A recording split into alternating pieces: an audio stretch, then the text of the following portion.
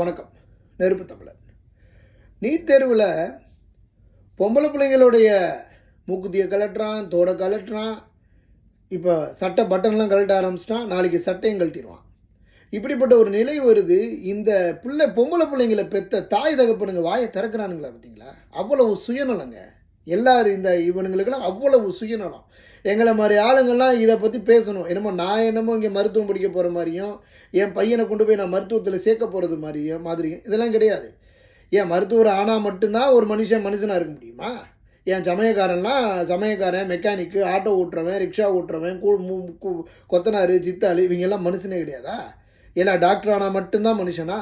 ஆனால் இந்த டாக்டர் ஆகிறோம்னு சொல்கிறானுங்க பாருங்கள், அவனுங்க பூரா நான் மக்களுக்கு சேவை செய்ய போகிறேன் அப்படின்னு சொல்லிட்டு கொள்ளையடிக்கிறது தான் மிச்சமாக இருக்குது. ஆனால் சரி, இதெல்லாம் ஒரு பக்கம் வச்சாலும் இந்த பட்டனை கழட்டு, இதை கழட்டு, ஜாக்கெட்டை கழட்டு, மூக்குத்தியை கழட்டுன்னு சொல்கிறானே, இதை எந்த பெத்தவனாவது கேட்குறானா?